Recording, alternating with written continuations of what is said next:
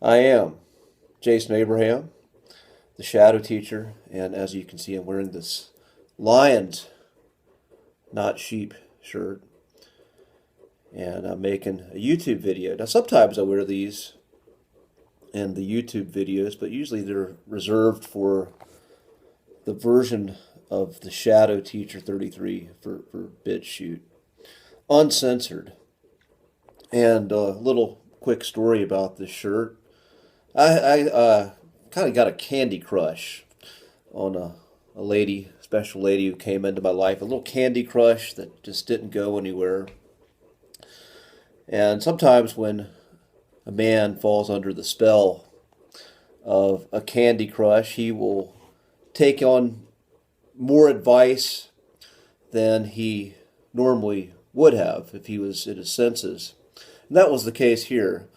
As when I originally undertook this project for making videos, I wanted to have a larger than life pro wrestling feel. So I would have like these silly robes or have like the leather vest. Sometimes I would wear on some of the videos I would make, or this white unicorn stuff that just looked more over the top, which was very much in my spirit.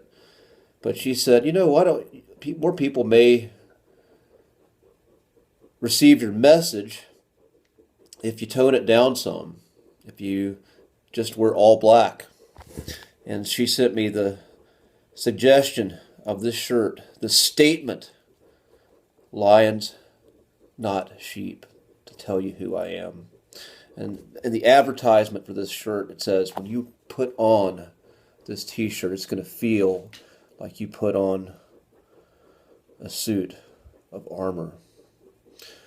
Well, I can honestly say it doesn't feel like I've got armor on, but it does feel like a nice, comfortable piece of cloth. Nice, comfortable blanket.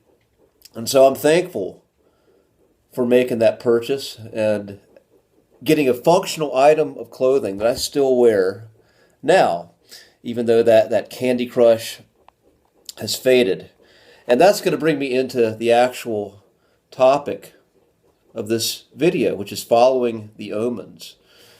And I'm reading the book The Alchemist. It's a classic book, and I'm just now getting around to reading it. A book that highly resonates with me in my life, and a lot of the wisdom of this book I've experienced at different places in my life where I feel like this calling to adventure, call of longing in my heart.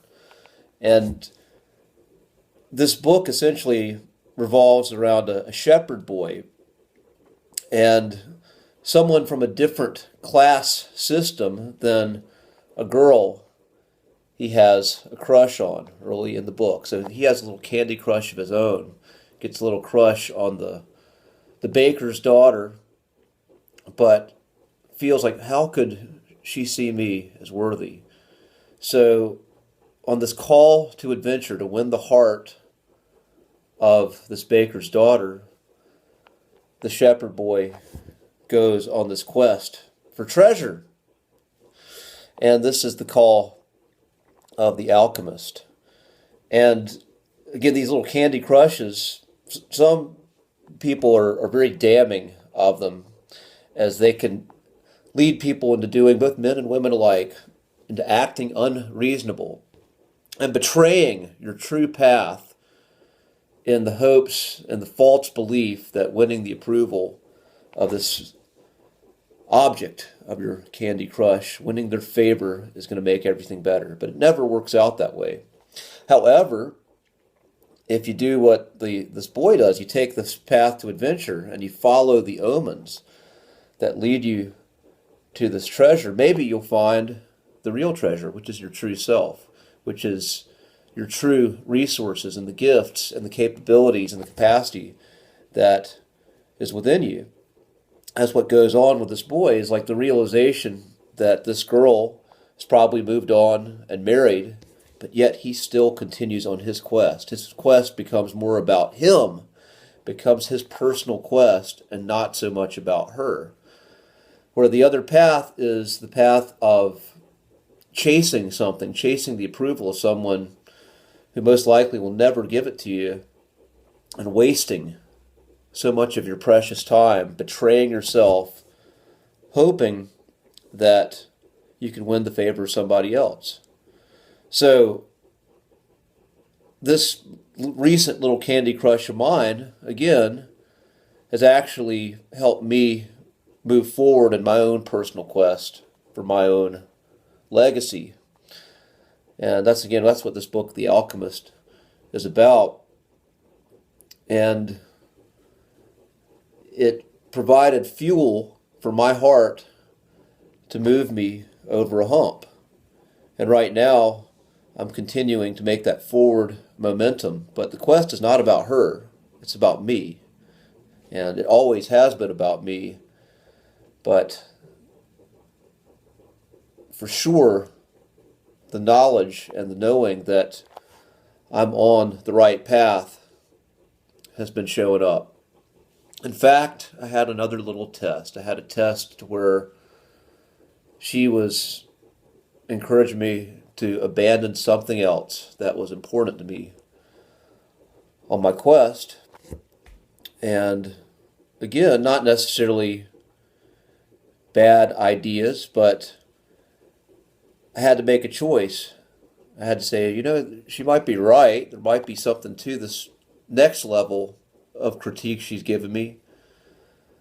Or I could follow what my heart is guiding me to do, what my instincts are calling me to do, and see where that goes. And ultimately I had to ask, why am I doing this? Am I doing this for her?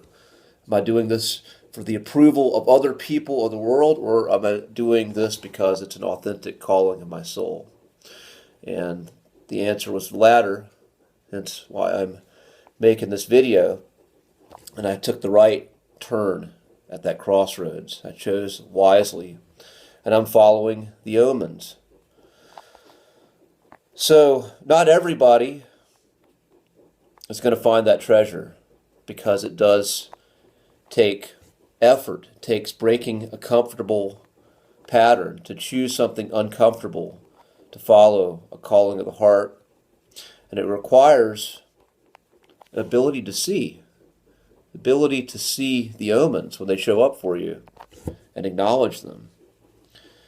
So, for those of you who resonate with this, who resonate with what I'm saying, who resonate with the story of the alchemist, the hero's journey, Joseph Campbell's hero's journey, the archetype of the quest for the Holy Grail, Indiana Jones, whatever that shows up, Luke Skywalker, for those of you who resonate with that, may you have the wisdom to see your omens and choose wisely and allow all these experiences, all the callings of your heart to continue to move you forward and create that forward momentum.